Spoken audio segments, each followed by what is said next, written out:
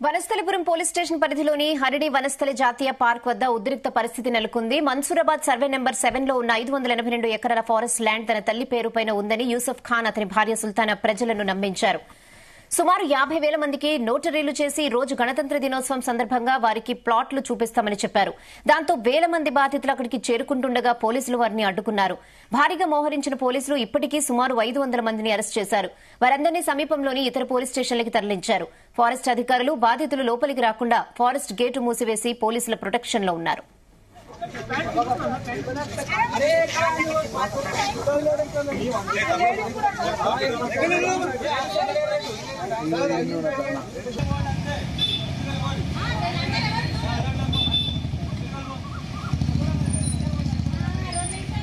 ఈ వనం సుదర్శను ఈ వెంకటేష్ తీసుకుపోయి జలానికి పరిచయం చేసి జలాంతాన ఇట్లా ఉంది డబ్బులు కట్టండి అని చెప్పి డబ్బులు కట్టించి ఇప్పుడు 15 ఏళ్ళు 13 ఏళ్ళు అవుతుంది.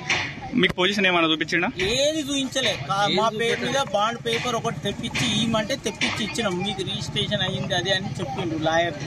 ఇక ఆ తర్వాత మీరు రాండ్రి పైసలు కట్టండి అని అంటుండ్రు, కానీ మాకు స్థలం చూపిస్తే డబ్బులు కడతామని మేము ఇవాళ ఏంటంటే అని చెప్పిండు. ఫారెస్ట్ వాళ్ళు జెండా ఎగరేస్తారు. వెంకటేష్, గోపాలు, ఇంకొక ఆయన వనము ఏం పేరు సుదర్శన్, సత్యనారాయణ.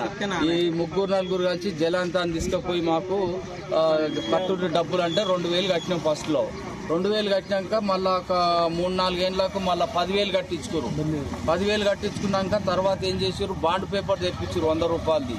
మీ పేర్ల మీద అయిపోయినాయి, మీ అయిపోతాయి అని మాకు వాళ్ళ వాట్సాప్లో అందులో చూపెట్టారు. ఆయన దేంట్లో నెట్లో అందులో. సరే నమ్మి మళ్ళీ ఏం చేసిండు, మళ్ళీ ఒక 3-4 ఏళ్ళకు 30,000 కట్టు 40,000 కట్టు అన్నాడు. మేము కట్టం అట్లా, మాకు ల్యాండ్ చూపెట్టి మాకు నంబర్ వేసి ప్లాట్ది రిజిస్ట్రేషన్ చేసి నీకు 30-40,000 కాదు 5 లక్షలు అయినా ఇస్తామని చెప్పినాము. అంటే సరే అన్నాడు, ఊపినాడు. ఎంతో మంది చేస్తూనే ఉన్నాడు మా కళ్ళ మడుతూ. డబ్బులు తీసుకోవడం చేయడం లోపల నడుస్తూనే ఉన్నది, ఇప్పటికి నడుస్తూనే ఉన్నది. సైదాబాద్ కాడ ఆయన ఇల్లు ఉంది, సొంత ఇల్లు. ఆ ఇంట్లో అందరికి రిజిస్ట్రేషన్ చేసి బాండ్ నోటు చేసి ఇస్తూనే ఉండే ఆయన.